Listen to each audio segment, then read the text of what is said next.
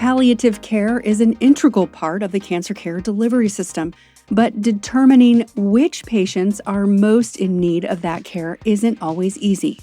How can we better predict who's most likely to benefit from those conversations and queue them up and have them at the appropriate times? Welcome back to Cancer Buzz. I'm your host, Summer Johnson.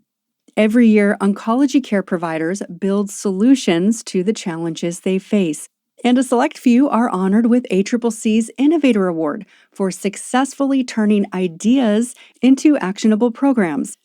Providers from cancer centers across the country gather at the National Oncology Conference to hear about innovative ideas they might not otherwise come across. I didn't expect that to resonate me in the way that it did, but sitting there in the conference listening about it, I was able to take that project home. That's Andrew Munchel of WellSpan Health System in York, Pennsylvania. His team came up with a program that identifies patients who are most in need of palliative care and connects them with the care services they need. I think our origin story really started as just trying to embrace change and create a more robust quality program here at the WellSpan Cancer Institute. Historically, our relationship to palliative care had been a heavy focus on general promotional campaigns, right? At the system, we tended to call these efforts horizon planning, really focusing on the advanced care plan documents, right, in a general format. And in a practical sense, that's great and that's well-intentioned. But when you're dealing with a large patient panel, they don't all need that same focus at the right time. So really our innovation looked at how can we better predict who's most likely to benefit from those conversations and queue them up and have them at the appropriate times to link those patients to palliative care. Andrew, what kind of feedback did the program get from your care team? The provider feedback initially, we got it wrong from the start. We had it fire a little bit too much, right, when we started to look at all stage 4 cancers. And obviously, that's a larger patient population, and they're all not in the same sequence of care or needing that palliative care co-management at the same time.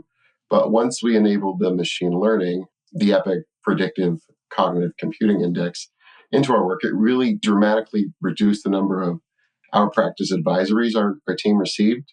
So then they could more, robustly consider them and make those referrals at the right time.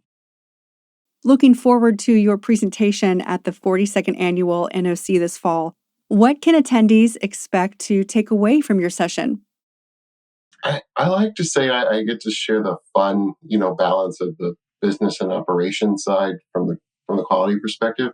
So at least from our innovative presentation, I just hope to give people a really practical solution that they could consider bringing back to their program to implement as soon as they go home. Nothing too high level. I think a lot of ACCC members also have EPIC already.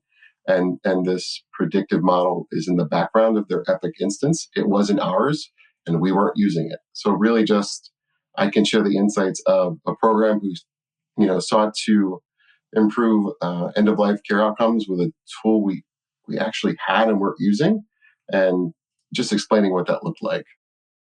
Why do you think these in-person learning opportunities and connections are so important for cancer care professionals? So in my experience, you always get more in person, right? There's always a nugget of wisdom that you don't quite get from, reading the ACCC magazine or whatever sort of blog post.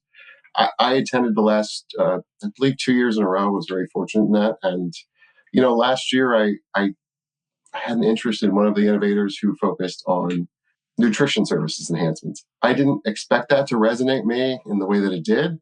But sitting there in the conference, listening about it, I was able to take that project home. All our cancer centers are working on that this year as one of their quality improvement goals. So I just think, in person, there's another layer to the story that you don't always get through other channels. You can learn more about the program from Andrew Munchel during his presentation at the 42nd National Oncology Conference this fall. That's taking place October 15th through the 17th in Denver. You can visit the link in the show notes to register. Thank you for listening. From the Cancer Buzz team, this is Summer Johnson. This show is a resource of the Association of Cancer Care Centers.